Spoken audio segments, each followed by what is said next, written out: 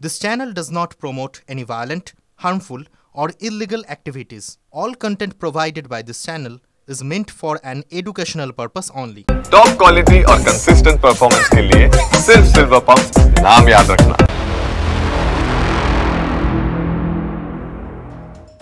কিন্তু জানো তো তিলোত্তমার পরিবারের কাছে যেন 9 তারিখটা একটা অভিশপ্ত দিন তৈরি হয়েছে। অগাস্টের 9 তারিখ যখন তার মেয়ের নির্থর দেহ উদ্ধার হয় আরজি করে, নৃশংস অত্যাচার করে তাকে খুন করা হয়, সেগুলো আস্তে আস্তে সমস্ত বিষয় সমস্ত তথ্য আমাদের সামনে এলো। সেই তিলোত্তমার আজ জন্মদিন, আজও 9 তারিখ, ফেব্রুয়ারির 9 তারিখ।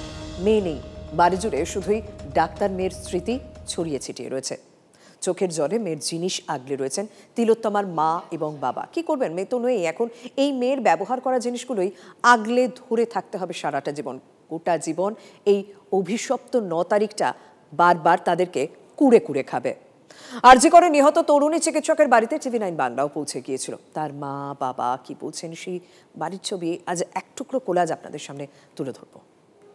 জন্মদিনে এই ঘরটার ছবি অন্যরকম হতে পারত। আজ 32তম জন্মদিন তিলোত্তমার। সে তিলোত্তমার নেই, তবে তিলোত্তমার ব্যবহৃত জিনিস, এই ঘড়ি কাকু বলছিলেন, অর্থাৎ তিলোত্তমার বাবা, যে গত বছর কিনে দিয়েছেন এই ঘড়ি, মেয়ে পড়েছে 2 বার, আর মেয়ে পড়তে পারলো না। এই জন্মদিনে এই ঘরটায় এসে এই একাধিক ব্যবহৃত জিনিস দেখে কার্যত মনের যে উপলব্ধি তা প্রকাশ করা যাবে না। তার কারণ তিলোত্তমা সে আর নেই, তার মা আমার সঙ্গে রয়েছেন। এই জিনিসগুলো তো বোধ হয় তিলোত্তমা এই ঘরটাতেই থাকতো নাকি?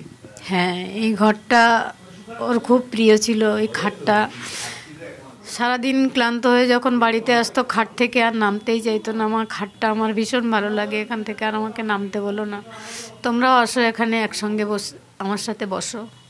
এই যে বই টই পড়ে রয়েছে, ছোটোবেলায় যে গান শিখতো আলমারিটাও ওখানে আছে, এই হারমোনিয়ামটাও ওখানে আছে।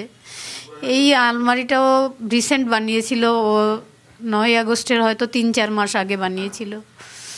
কত সাজার জিনিস এখানে নিজে অর্ডার করে এনেছিল, কোনোগুলো সিল খোলা হয়নি। আমি বাড়িতে গুড়ের পায়েস খেতে খুব পছন্দ করতো আমার হাতে।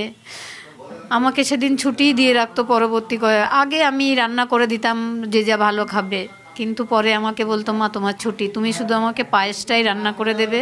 এই যে বিছানা, এই বিছানা ছিল তিলোত্তমার আশ্রয়ের জায়গা বলা চলে। এই ব্যাগ তার ব্যবহৃত, এখানে বসে দুদণ্ড জিরিয়ে নিত তিলোত্তমা। কিন্তু আজকে জন্মদিনে এইটা দেখাতে ভালো লাগছে না, কষ্ট হচ্ছে।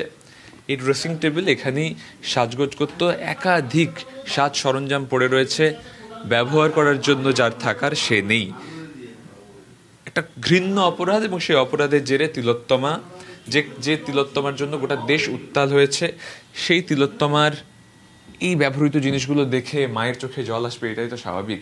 বই ছাড়া ওর একটা দিনও কাটতো না, বই ছাড়া ওর ভালো লাগতো না, বই ছাড়া একটা দিনও কাটতো না। এই যে আমরা দেখতে পাচ্ছি একের পর এক বই, সুকান্ত গঙ্গোপাধ্যায়ের বই, তৎসহ যে মেডিকেল নলেজের যে বইগুলো রয়েছে। এই বইটার নাম হচ্ছে রেসপিরেটরি মেডিসিন, অর্থাৎ বুকের যন্ত্রণা, যেটাতে স্পেশালিস্ট ছিল তিলোত্তমা।